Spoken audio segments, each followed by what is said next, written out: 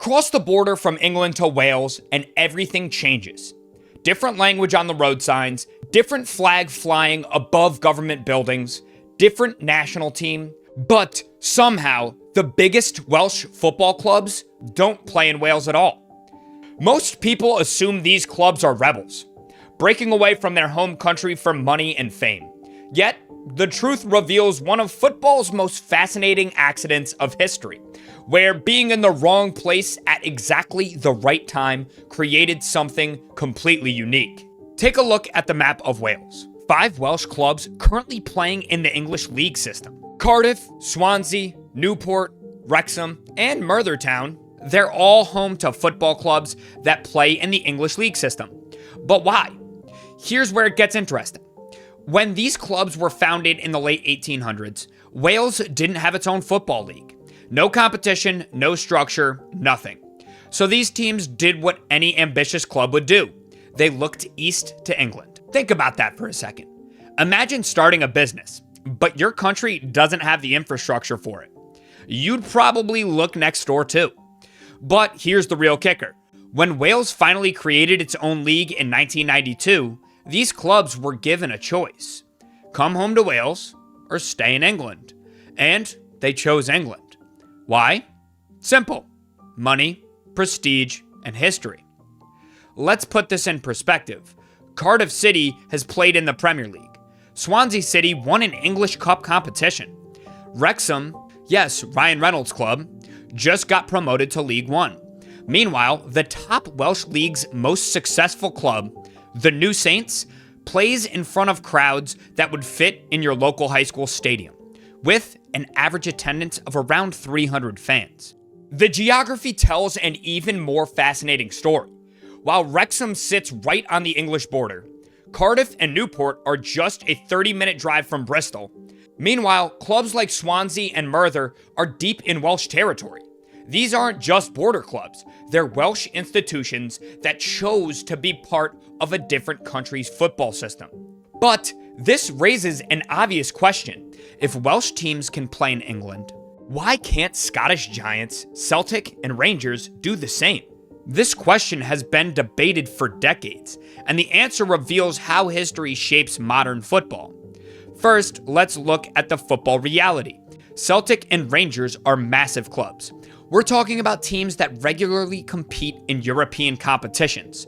With passionate fan bases, they've got the infrastructure, the history, and the ambition to compete at that level. The question isn't whether they could survive in the Premier League. Plenty of evidence suggests they could. It's about something much more fundamental: the entire structure of British football. But Kieran, star striker of Bucks Football Club, does this only happen in England? No, this isn't just a British phenomenon. Cross-border football happens all over the world. Monaco plays in France's league. Canadian teams dominate the NHL and feature in the NBA and MLB. Sometimes the best stories in sports are about breaking boundaries, literally. What many people don't know is that there actually was one Scottish team that played in England. A club called Gretna, right on the border, competed in English football from 1947 until 2002. They're the exception that proves the rule, and their story shows exactly why the system works the way it does. See, Gretna was allowed to play in England because, like those Welsh clubs, they started there. They began in the Carlisle and District League, slowly climbing up through the English pyramid. After multiple attempts, they were finally accepted into the Scottish Football League in 2002, returning to their natural sporting culture. Sadly, their story would end just 6 years later when the club dissolved in 2008. And that's the key difference. While those Welsh border clubs were literally built on English football culture, Scottish football has always had its own identity. The Scottish Football League was founded in 1890, just 2 years after the English Football League. They developed parallel to each other, not in each other's shadow. This isn't just about rules and regulations, it's about two completely different football ecosystems.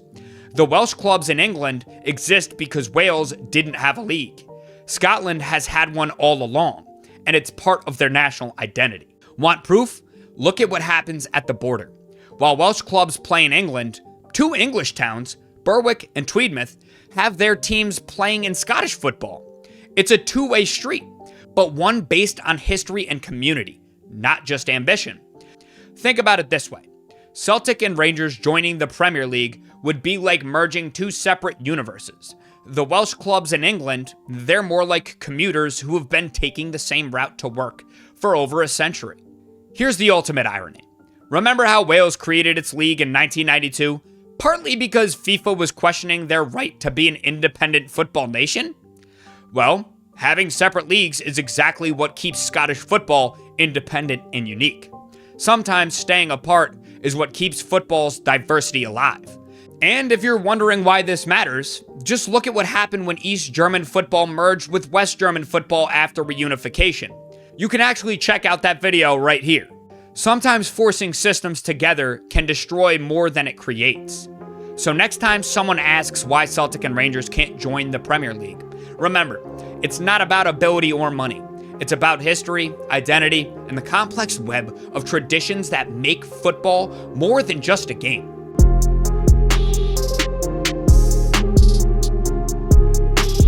Hit subscribe if you want more stories about how football's past shapes its present. And let me know in the comments which other cross-border football stories should I explore next. Thank you.